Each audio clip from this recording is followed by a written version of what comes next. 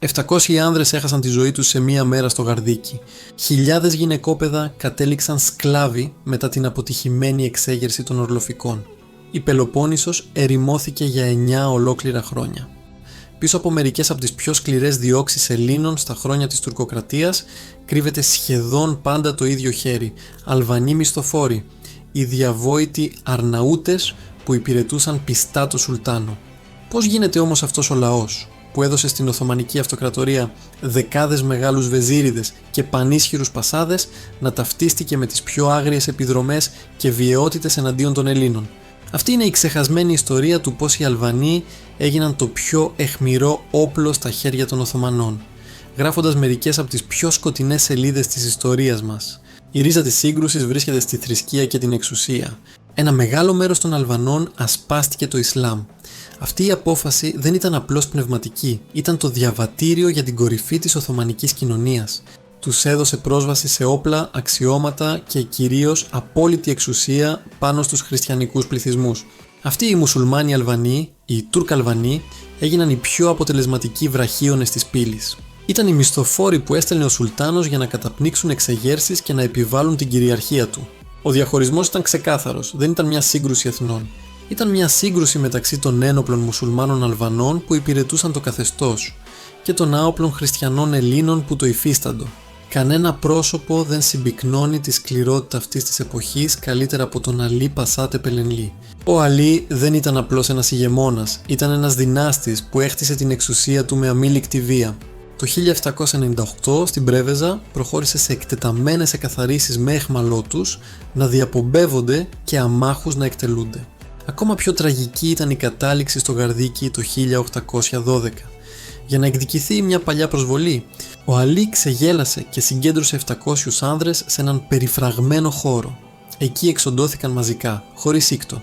Το Ζάλογκο και το Σούλι γνώρισαν από πρώτο χέρι την αγριότητα που του χάρισε το προσωνύμιο του Δήμιου των Ελλήνων. Η αυξανόμενη δύναμη αυτού του τυράννου τον έφερε τελικά σε σύγκρουση με τον ίδιο τον Σουλτάνο το 1820. Ενώ ο Οθωμανικός στρατός πολιορκούσε τον Αλή στα Γιάννενα, η Ελληνική Επανάσταση βρήκε την ευκαιρία να ξεσπάσει. Ο πιο σκληρός δυνάστης της Υπήρου δημιούργησε άθελά του τις συνθήκες για να ξεκινήσει ο αγώνας για την ελευθερία. Πριν το 1821 οι Έλληνες είχαν ήδη ζήσει τον δρόμο των Τουρκαλβανών μισθοφόρων πολλές φορές. Μετά τα Ορλοφικά, ο Σουλτάνος εξαπέλυσε σώματα Τουρκαλβανών στην Πελοπόννησο. Για 9 χρόνια ο Μοριάς βίωσε την Αλβανοκρατία. Για τον απλό άνθρωπο, αυτό σήμαινε την απόλυτη καταστροφή.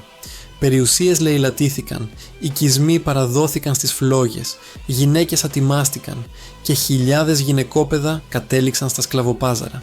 Αυτή η βία άφησε βαθιά τραύματα και ένα χάσμα που θα δηλητηρίαζε τις σχέσεις για δεκαετίες. Όταν ξέσπασε η Επανάσταση, οι Οθωμανοί κατέφυγαν ξανά στο ίδιο όπλο. Χιλιάδες Τουρκαλβανοί ξεχύθηκαν στην Ελλάδα, όχι για ιδεολογία, αλλά για τα λάφυρα. Η σκληρότητά τους ήταν το εργαλείο της Οθωμανικής εξουσίας. Ήταν οι Αλβανοί ο σκληρός πυρήνας στην Τριπολιτσά. Ήταν οι Αρναούτες που ισοπαίδωσαν τα ψαρά.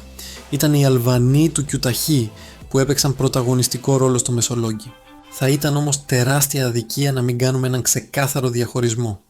Το αίμα νερό δεν γίνεται, αλλά η θρησκεία χώρισε το αίμα. Απ' τη μία πλευρά, οι μουσουλμάνοι Τουρκαλβανοί έγιναν οι εκτελεστές του Σουλτάνου. Από την άλλη, οι Ορθόδοξοι Αρβανίτες έγιναν ήρωες για την Ελλάδα. Δεν πρέπει να ξεχνάμε ότι οι Τουρκαλβανοί δεν καταδίωξαν μόνο Έλληνες. Καταπίεσαν και εξόντωσαν και χριστιανούς Αλβανούς που αρνήθηκαν να εξισλαμιστούν και να υποταχθούν στην Οθωμανική εξουσία. Γι' αυτό οι Αρβανίτες ανέπτυξαν ελληνική συνείδηση. Θεωρούσαν τους εαυτούς τους Ρωμιούς και πολέμησαν όχι για ένα αλβανικό κράτος, αλλά για μια ελεύθερη Ελλάδα. Μπότσαρης, Μιαούλης, Κουντουριώτης. Αρβανίτες που πολέμησαν τους Τουρκαλβανούς μέχρι τέλους. Για τους αγωνιστές του 1821 η διαφορά μεταξύ του Ορθόδοξου αδερφού και του μουσουλμάνου δυνάστη ήταν ξεκάθαρη. Η κληρονομιά αυτής της εποχής είναι βαριά. Οι βιαιότητες από τους Τουρκαλβανούς χάραξαν στη συλλογική μνήμη μια εικόνα του Αλβανού ως σκληρού εχθρού.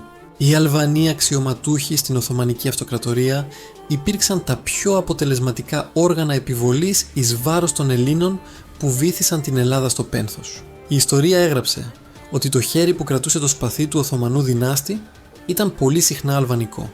Και αυτό είναι μια αλήθεια που κανένα σύγχρονο αφήγημα δεν μπορεί να διαγράψει.